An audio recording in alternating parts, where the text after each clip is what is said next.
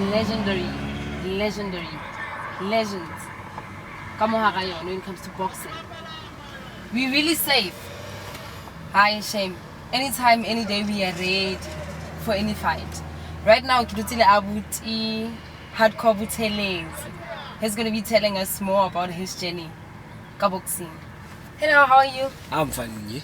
Good, thanks. I'm great, thanks. Good. So who's Bongani Buthelezi? Hardcore. Bongani Buthelezi is he was a young boy. He grew up in Boipatong. Yeah, was naughty when I was growing up, and then so right. Now we got introduced to boxing, and that's how it all started. By Nkosana's Tole. He was also a former boxer, professional boxer. So he actually introduced me to boxing. That's where it all started. That's how it all started. So, where did you go to school? Primary, Dr. Ntapo, primary school. Right. Then Boipatong. Then I attended Jet Intel Secondary School. Also in Boipatong. Right. Yeah, his English is so fluent, man. You'd say he went to multiracial school. Hi, Shem. Shapakofe. So tell me, why did you choose boxing? Out of all the sports, we have soccer, rugby. Why boxing? Yeah, like I said, growing up, I was a naughty boy. So my mom actually introduced me to Nkosana's Tole, who's also stays like 3 houses from mine. So he was also a professional boxer, so he's the one who actually introduced me to boxing. That's how it all started. Then yes, as I grew older, I fell in love with I fell in love with it because it inflicted discipline in a way and attitude. So it taught me how to be a man, and it taught me how to respect at the same time. So it put me in a way that I grew up to be respectful, despite whatever achievements that I get, to know and respect other human beings, other fellow human beings. So it actually did a lot for me. So speaking about being a man, it taught you how to be a man. Yeah.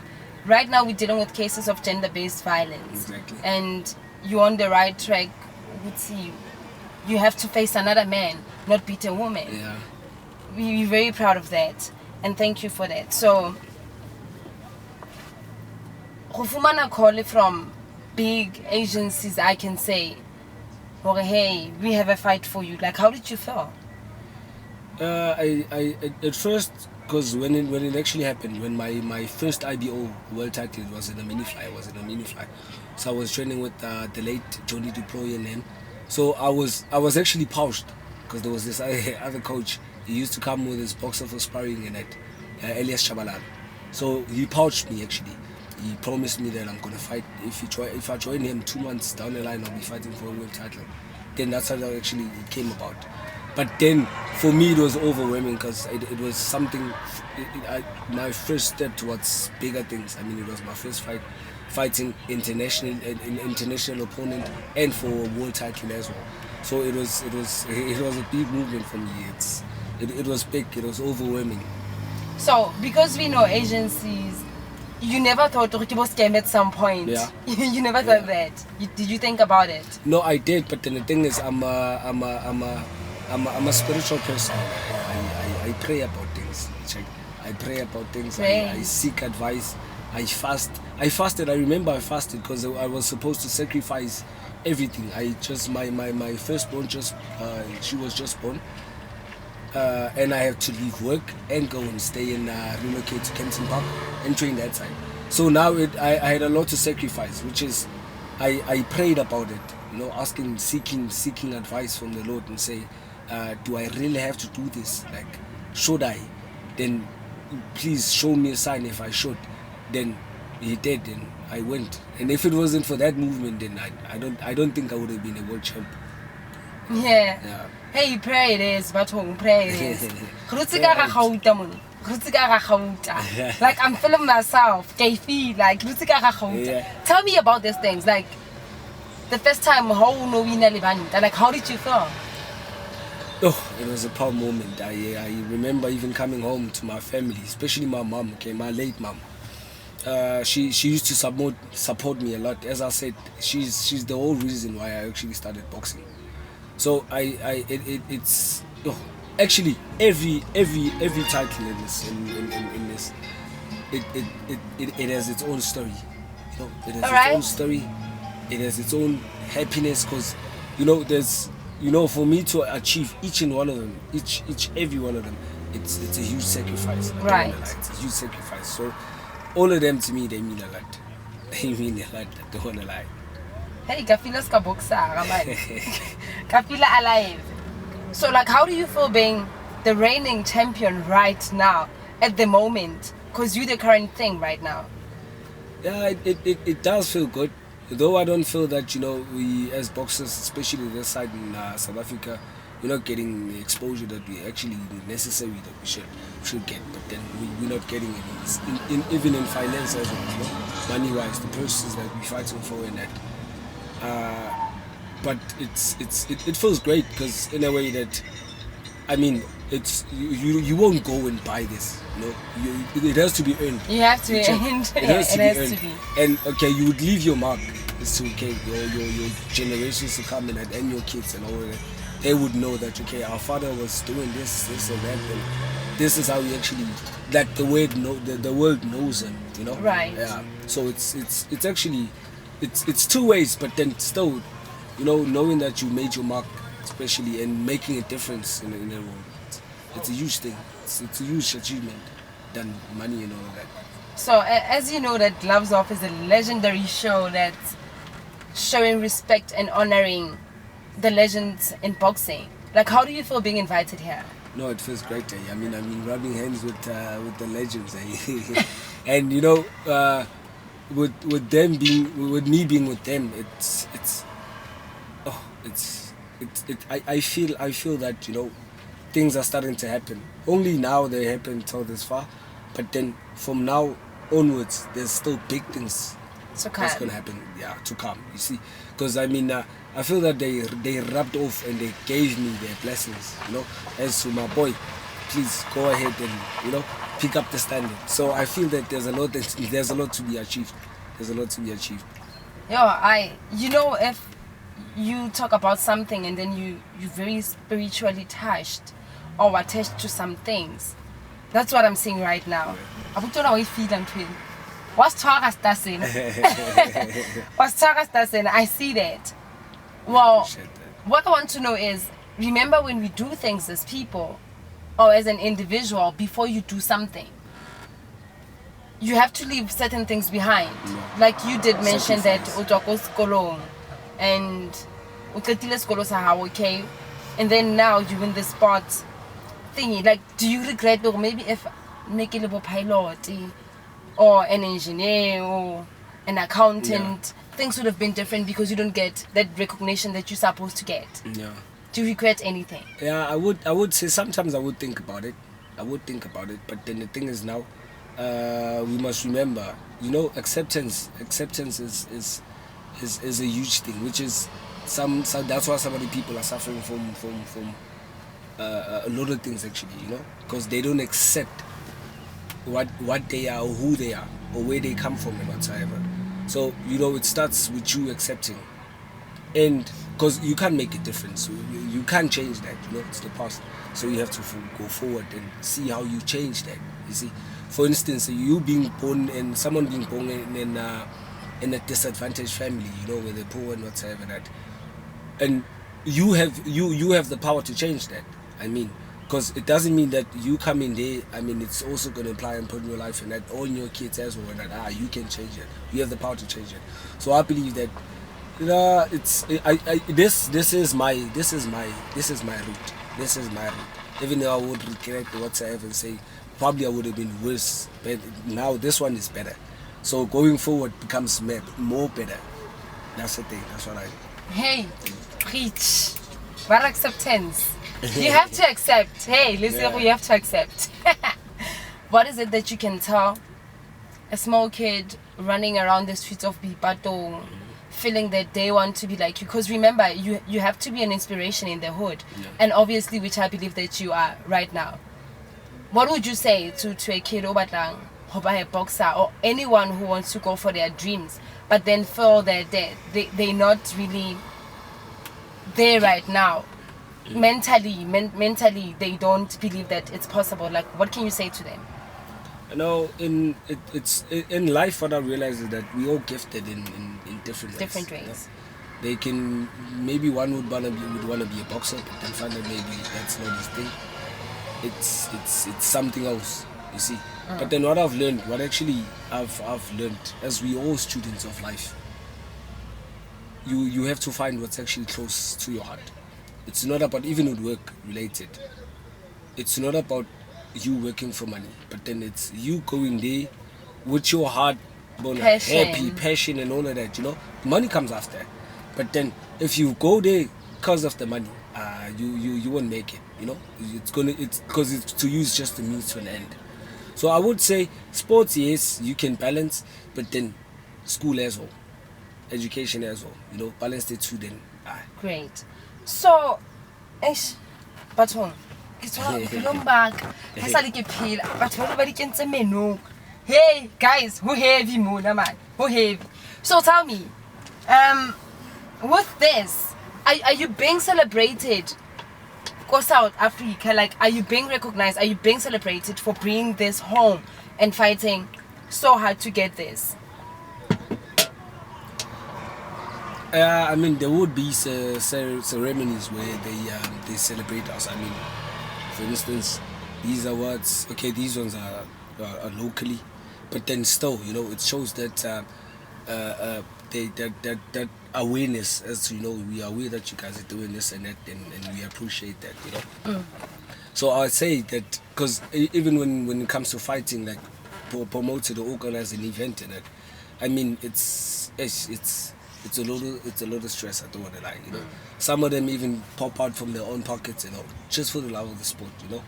So I would say that yes we are, even though probably I know they can do more, and they're willing to do more, they want to do more, but then because of situations and all that, I understand, but then yes, we are. I would say I am being celebrated.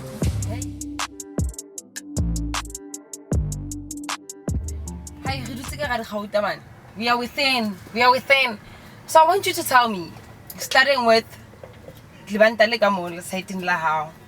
South African national champion, mini flyweight division. Let's talk about That's one. This one, yeah. There's this initiative they call Baby Champs. Right. I was part of that initiative. What happens is that when you first turn pro, they whatsoever mini flies in South Africa, they face each other for that belt. It's actually a smaller one than this one, Baby Champs, but the same as this one. Then after that one, after you win that initiative, which I happen to win, then you ultimately, like, you rate high in the SA ratings. So I was rating number 4. So after some time, I had to fight the SA champion, which is me and that guy. We first fought in the amateurs while I was still amateur, but then I was still young, you know. Oh, sharp. Then yeah, I'm Black Sam. I'm Black Sam up to Kwampi. Oh yeah. I'm Black Sam up to Kwampi in the amateurs. So it happened that I in the pros and then I get SA title. In the same way, mini fly. I can tell her 2 by. I can tell 2 by. I'm happy that I want to go. Yes, that's like I'm saying, like I said to you, every title in your eye, it's another story. Yeah.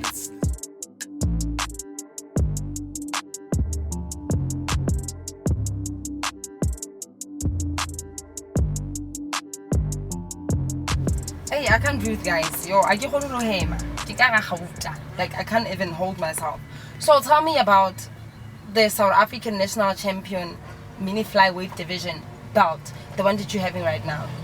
Yeah, this one, I fought with champion Jonas Kasago, which happened that I first fought him in amateurs when we were still amateurs. He murdered me at then one. He murdered me too much. Then as we turned pro, but then he turned pro first, then I came after the following year. Then I fought him for this title. Then I moved him back. I got him back. That's how you got it. Yeah. Hey guys, Tell me about this one. This one is very interesting. It looks so beautiful and it has a lion on it. Lion head. This one, it's too heavy. I fought with this former stablemate friend actually. That's a fly. It was on a mini flies, WPA. So I fought with Tete Fly and knocked him on the 4th round. Oh my God. So tell me about this. Aren't you guys afraid of losing your teeth at some point? There's protection for that. I mean, if you're confident enough that you're good boxing, you're good wise, then you have nothing to fear. But accidentally, that doesn't cross your mind, because if you lose your teeth, man, like, no one will want you. No, but then at least you're fighting for money, was then you can go and put the division one. Right. Man, the ring thing. Tabe in a ring, and you know, tabe in a ring. What happened? Yeah, how did you get this is that? after 5th defense, for the world title, the current IBO that I'm carrying, junior belt. Right. So I've defended it 5 times. Then after that, they honor you with this diamond ring, IBO diamond ring. Oh. So they honor you with that. It's all money. It's all money. Hey, the life is heavy, man. It's all man. And you can also feel how heavy it is. Oh my God. Guys, this is so beautiful. Thank you. So, oh God. So, how do you like feel personally, you as an individual, having all this thing, like these things going, like everywhere, from the kitchen, going wherever, or no, they say. I feel great. I don't want to lie. I feel honored. Bella, this is my hard work. All of this is my hard work. You know, this is who I am. You know. Right. This is who I am. So, no, it feels great. You know, it feels great. It doesn't. Though I feel like I've achieved, but then I have which is I haven't. But then, yeah, I've achieved so far. So far. So would you draw a fight? Tough one. I'm not sure about that one. You don't sure about that one? Fast, yeah.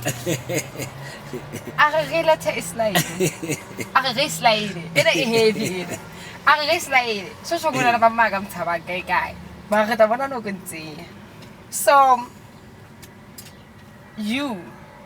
if you had to change the market of boxing, because it's not even exposed, like all the grew up, same as football, rugby, tennis, cricket, boxing, and I feel that it is also important for self-defense too. So what would you do to enlarge the market of boxing? What would you do?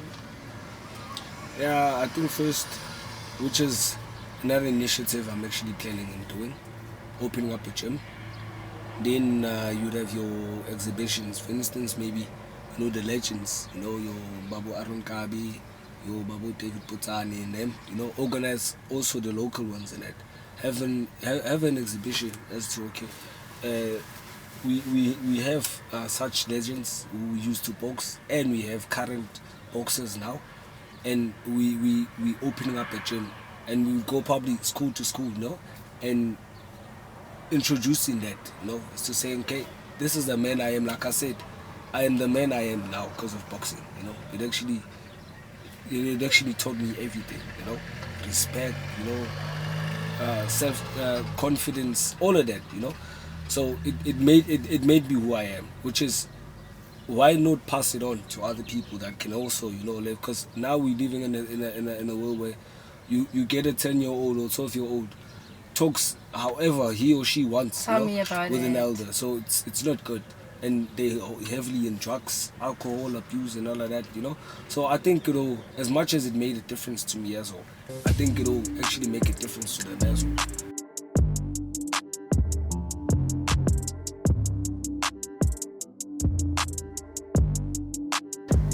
Well, thank you for joining us today. It was a great pleasure, and we highly honored, you know, to have you on our show. No, thank you guys. Thank you guys. I'm very happy that you guys had me. You know, you invited me. You know, I got mixed up with the legends. You know, like I said, you know, hence rapped off and that. So yeah, I'm feeling confident towards my career. Well, from us and Bongani Gedion Buthelezi, here in Boipatong, we say it loves off. Re kaofela, sisonke. Peace out. Peace out.